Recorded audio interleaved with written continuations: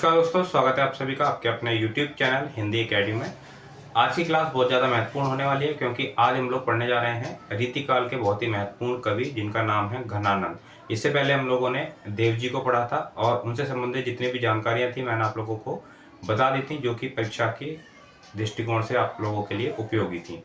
आज हम बात करेंगे जो बहुत ही महत्वपूर्ण कवि हैं, रीति मुक्त काव्य धारा के कवि हैं, नाम है घनानंद। बहुत ज़्यादा महत्वपूर्ण है आपके लिए। सबसे पहले बात करते हैं जन्म की।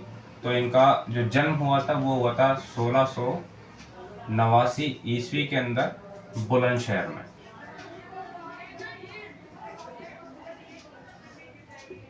ठीक है, बात करें इनकी मृत्यु की। इनकी मृत्यु हुई 1748 ईस्वी के अंदर वृंदावन में, और इनकी जो मृत्यु हुई थी वो हुई थी नादिर शाह के आक्रमण में। ठीक है, बात करें इनका संप्रदाय, तो संप्रदाय था निम्बार्क संप्रदाय।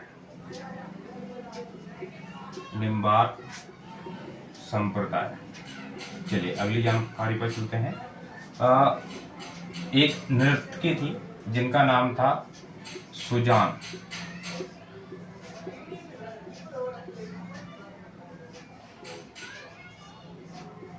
की से प्रेम था इन्हें। सुजान नामक जो नर्तकी थी उनसे इन्हें प्रेम था और इन्हीं को इन्होंने क्या माना है, ईष्ट माना है। किसको? सुजान को। ठीक है, और उन्हीं को ईष्ट मानकर अपने इन्होंने रचनाएं की है। बात करते हैं कि इनको उपाधि कौन सी मिली हुई है, तो इन्हें कहते हैं साक्षात रसमूर्ति। ये कई बार परीक्षाओं में पूछा गया है इनकी उपाधि के बारे में। साक्षात रसमूर्ति किस कवि को कहते हैं। ठीक है, बात करते हैं आश्रयदाता की। आश्रयदाता कौन है इनके, तो वह मोहम्मद शाह रंगीला। मोहम्मद शाह रंगीला इनके आश्रयदाता रहे। और ये भी पूछ लिया जाता है कई बार आपके एग्जाम के अंदर। और शुक्ल जी ने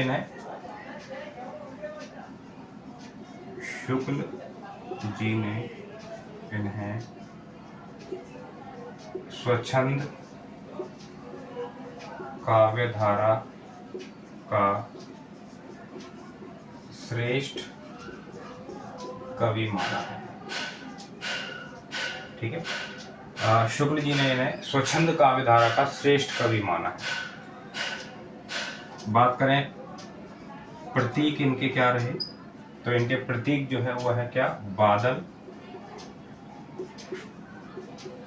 और चातक।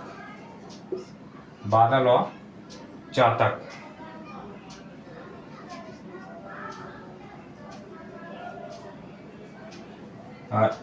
ये कहे जाते हैं वियोग श्रृंगार के प्रधान मुक्तक कवि। ठीक है, वियोग श्रृंगार के प्रधान मुक्तक कवि ये कहे जाते हैं। चलिए इनकी रचनाओं को देख लेते हैं, कौन कौन सी इनकी रचनाएं हैं।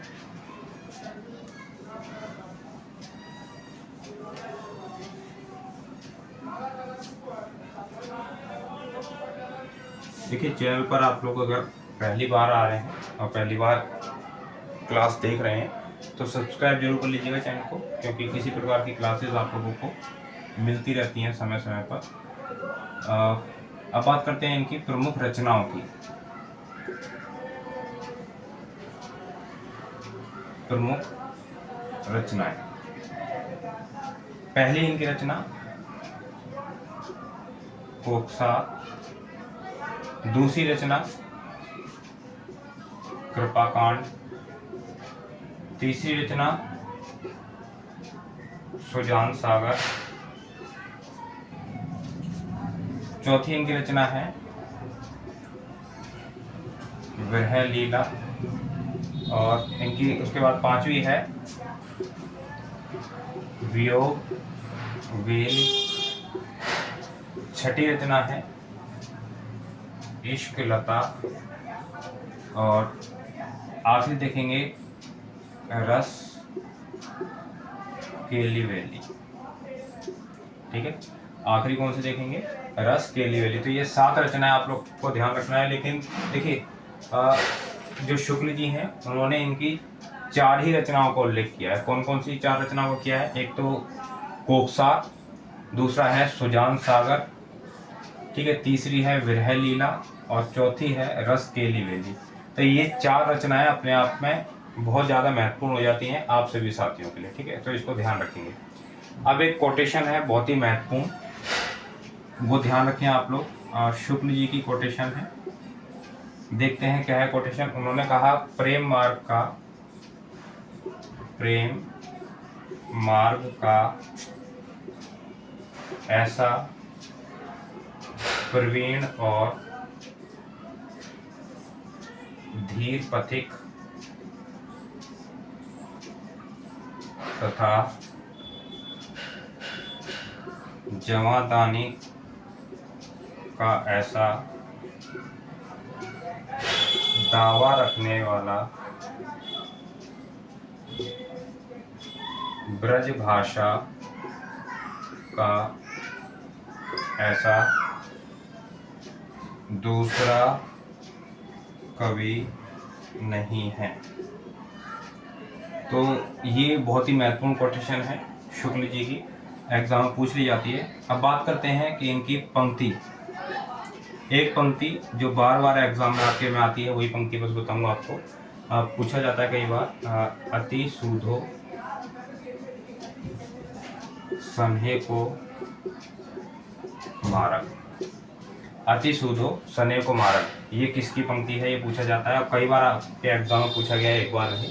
तो किसकी है ये? घनानंद की। इसको ध्यान रखेंगे, बहुत ज़्यादा महत्वपूर्ण है ये पंक्ति आपके लिए।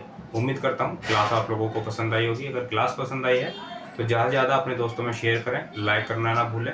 कोई भी सुझाव है तो उसको कमेंट जरूर करें, ताकि जो भी अगर सुझाव है उसको आपको माना जा सके। अगर आप लोगों ने अभी तक हिंदी एकेडमी के ऐप को इंस्टॉल नहीं किया है तो प्ले स्टोर से जा करके कर लीजिएगा। अगर प्ले स्टोर पर नहीं मिलता है, कोई समस्या आती है, तो आप लोगों को लिंक डिस्क्रिप्शन में भी प्रोवाइड करा दिया जाएगा, वहाँ से जा करके भी आप सीधे डाउनलोड कर सकते हैं। अगर टेलीग्राम चैनल ज्वाइन नहीं किया है तो कर लीजिए, क्योंकि बहुत ज़्यादा महत्वपूर्ण है आप लोगों के लिए। समय समय पर कई सारी चीज़ें आप लोगों को वहाँ पर मिलती रहती हैं। मिलते हैं हम लोग अगली क्लास के अंदर अगले कवि के साथ में। बहुत बहुत धन्यवाद सभी साथियों का।